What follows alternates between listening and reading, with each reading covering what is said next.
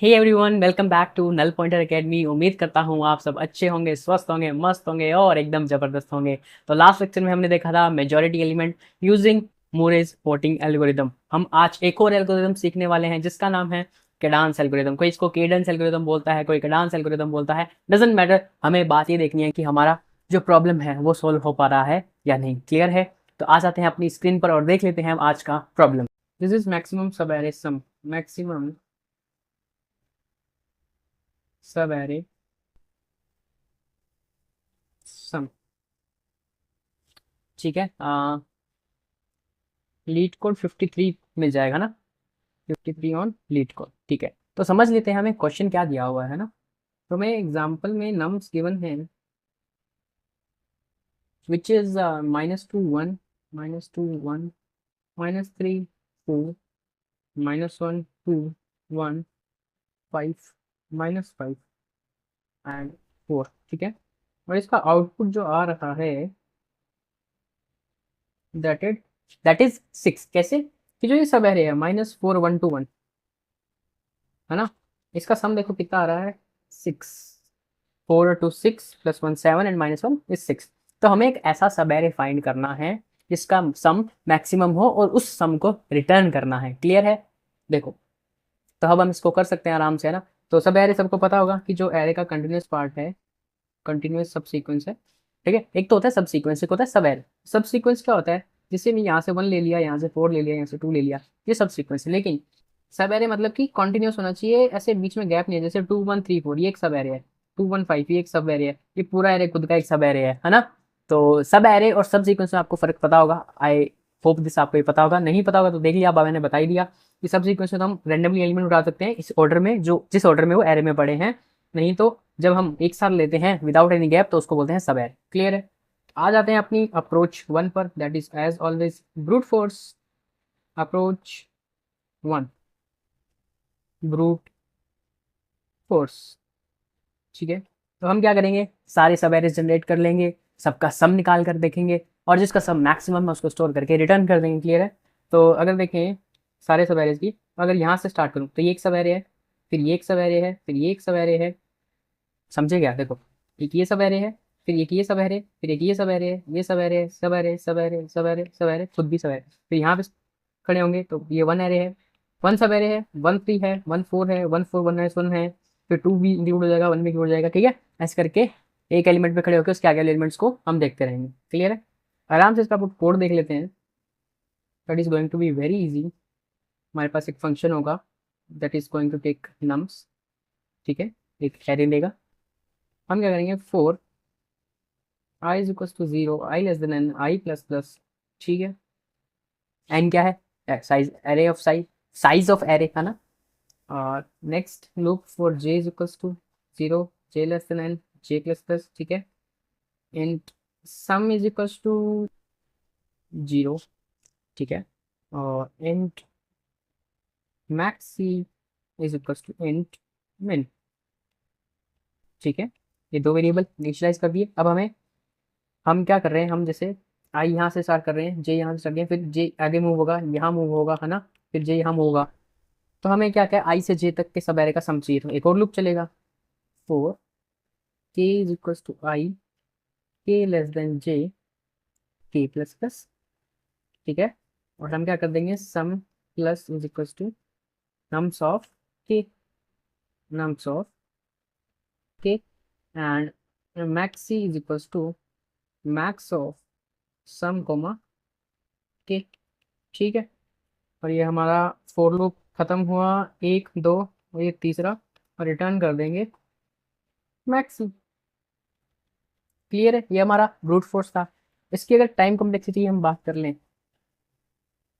Time complexity अगर बात कर लें, that is going to be nearly big of N cube. And space complexity की अगर बात कर लें, that is going to be nearly big of 1। या बिग ऑफ 1 ही है, नियरली क्या, बिग ऑफ 1 ही है। क्यों? हमने क्योंकि कोई भी एक्स्ट्रा स्पेस यूज नहीं किया है, कोई भी एक्स्ट्रा डेटा स्ट्रक्चर यूज नहीं किया है। अब देखो दिक्कत कहाँ है, दिक्कत है हमारी टाइम कॉम्प्लेक्सिटी में। ठीक है, this is big of N cube. तो इंटरवल तुम्हारी, हाँ, तो तुम समझदार हो, अगर तुम उसको ये सोल्यूशन दोगे तो वो तुम्हारी, हाँ ठीक है। तो हम इसको ऑप्टिमाइज कैसे कर सकते हैं बेटर बेटर के लिए, तो हम बेटर को इसी में मैं कर दूँ क्या, हाँ इसी में कर दूँ, ठीक है। तो ये वाला थर्ड वाला फोर लूप है, इसको हम कम कर सकते हैं, ठीक है। हम इसको यहाँ से हटा दे रहे हैं, ठीक है। हम इसको यहाँ से हटा दे रहे हैं।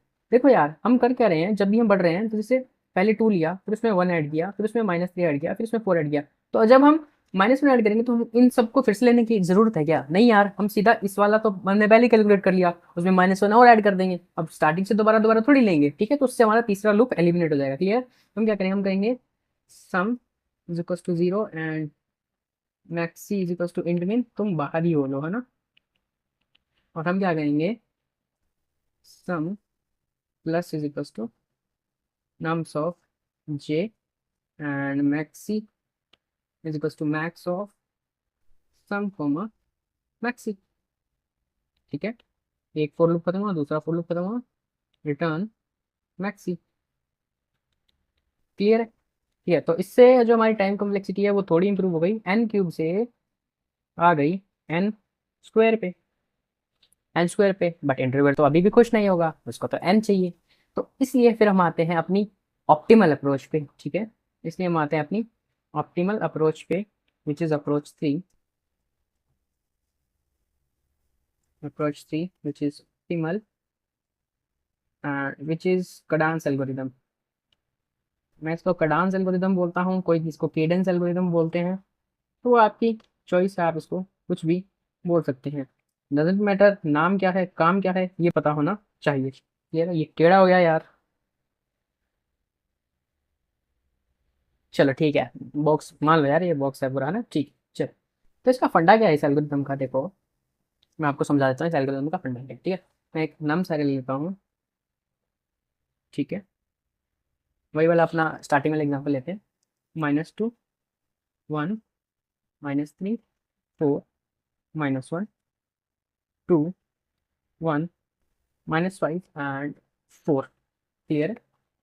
स्क्रीन बंद हो गई यार, है ना। तो हम क्या करें, एक सम ले रहे हैं हम 0 और एक int maxi, maxi maxi variable है, इसको हम इंट मिन ले रहे हैं, ठीक है, क्लियर है। तो हम क्या कर रहे हैं, अब आइट्रेशन करेंगे हम। आई हमारा यहाँ पे है, तो सम हुआ -2। अब -2 जो सम है और जो मैक्सी है इसको कंपेयर करेंगे, तो जो बड़ा है वो दे देंगे, तो इंट मिन अपडेट होके -2 हो जाएगा, क्योंकि इंट मिन -2 से बहुत ज़्यादा नेगेटिव है और -2 से बड़ा है, क्लियर है, अपडेट हो जाएगा। पर अब हम जब आगे बढ़ेंगे तो जब 1 ऐड करेंगे तो ये -1 हो जाएगा ना। यार माइनस ले जाने का फायदा नहीं है आगे, इस -2 को हम आगे लेके गए तो सब -1 मिला। तो हमें क्या समझ आती है इस बात से कि अगर माइनस सम को आगे लेके जाएंगे ना तो हमें फायदा नहीं होगा। अगर पॉजिटिव सम मिलता है तब हम उसको आगे ले जा सकते हैं, अगर नेगेटिव सम मिलता है तो उसको आगे ले जाके कोई फायदा नहीं है। तो तब हम क्या करेंगे, हम ऐसे ना चलते हुए हम क्या करेंगे, अगर हमें सम लेस देन 0 मिलता है तो हम इसको रीसेट कर देंगे 0 पे फिर से, ठीक है। अब देखो, अब आ जाओ, आई हमारा यहाँ पे था -2 था, इंट जो मैक्सी है वो तो अपडेट हो जाएगा ना -2, लेकिन ये 0 ही रहेगा। क्यों 0 रहेगा, क्योंकि -2 है ना, 0 से छोटा है, तो इसको हम आगे लेके नहीं जाएंगे, ठीक है। आई आगे आया 1, यस 1 इज ग्रेटर देन -2, तो अब सम अपडेट होगा 1 होगा और मैक्सी भी अपडेट होगा 1 होगा, क्लियर है। अब आई आगे आया -3, 1 में से -3 करेंगे तो -2 आएगा, तो आगे ले जाने का फायदा नहीं, इसको 0 कर देंगे, क्लियर है। मैक्सी अभी भी 1 रहेगा, ठीक है, क्योंकि 0 और 1 में से तो 1 ही मैक्सी है ना, ठीक है। आई बढ़ा आगे, अब सम हो गया 4, मैक्सी भी अपडेट हुआ 4, ठीक है। मैं थोड़ा सा ये मेस जो क्रिएट हुआ है इसको हटा देता हूँ ना, अभी दोनों 4 4 चल रहे हैं ना, यहाँ पे 4 है, ये वाला हटा देता हूँ, यहाँ पे 4 है, ये वाला हटा देता हूँ, ठीक है।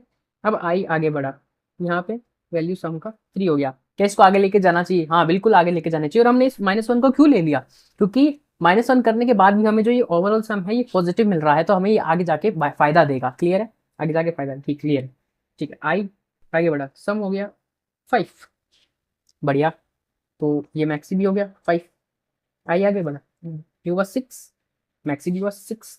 अब आई आगे -5, -5 से सम हो गया 1, क्या ये मैक्सी और सम को कंपेयर करेंगे तो 6 तो मैक्सिमम है, तो हम नहीं, आई आया इधर, तो दिस ये हो गया 5, ये 6 रहा, तो हमारा जो मैक्सी है वो आंसर में रिटर्न हो जाएगा। यही हमारा कैडांस एल्गोरिथम है। क्लियर है? इसका कोड देख लेते हैं, एकदम सिंपल कोड है। हमारे पास एक फंक्शन होगा जिसमें एक नम्स एरे होगा, बिल्कुल होगा। हम क्या कर रहे हैं, int sum is equal to 0, max is equal to int min. Clear है? लूप चलाएंगे for I is equal to 0, I less than N, I plus plus sum plus is equal to nums of I and maxi is equal to max of sum comma maxi. Clear है? अब हमें reset भी करना है। हम तो कहेंगे if sum less than 0 then sum is equal to 0। Clear है? फॉर लूप खत्म और मैक्सी को रिटर्न कर देंगे। As simple as that. Time complexity और स्पेस कॉम्प्लेक्सिटी डिस्कस कर लेते हैं। तो टाइम कॉम्प्लेक्सिटी जो होगी, time complexity is going to be big O of N. क्यों बिग O ऑफ एन? क्यों? क्योंकि हमने एक ही पास में सारा काम तमाम कर दिया। स्पेस कॉम्प्लेक्सिटी की अगर बात कर लें, that would be big O of one. क्यों बिग O ऑफ वन क्यों होगी? बिग O ऑफ वन इसलिए होगी क्योंकि हमने कोई भी एक्स्ट्रा डेटा स्ट्रक्चर यूज नहीं किया है। चलिए आ जाते हैं अपनी लैपटॉप स्क्रीन पर और इसको कोड कर लेते हैं। मैं राइटिंग पैड को साइड में कर देता हूँ। मैं इनिशियलाइज करूंगा int n is equal to nums dot size. Clear है? उसके बाद int sum is equal to 0 and max is equal to int min. Clear है? लूप चलाएंगे I is equal to 0, I less than I plus plus and sum plus is equal to nums of I. ठीक है? Maxi is equal to max of sum comma maxi. Clear है? And if sum is less than 0 then हम कर देंगे sum is equal to 0 initialize कर देंगे। That's it. और maxi return कर देंगे, रिटर्न मैक्सी। कंपाइल करके देख लेते हैं कंपाइल हो रहा है क्या। देख हो जाना चाहिए कंपाइल यार, इतनी मेहनत तो की। हाँ कंपाइल हो रहा है। सबमिट करके देखते हैं क्या सबमिट हो रहा है।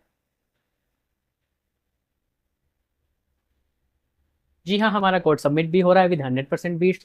तो उम्मीद करता हूँ आज का लेक्चर आपको समझ आया होगा। तो मिलते हैं नेक्स्ट लेक्चर में, तब तक के लिए अपना ध्यान रखिए, स्वस्थ रहिए, मस्त रहिए। Have a good day.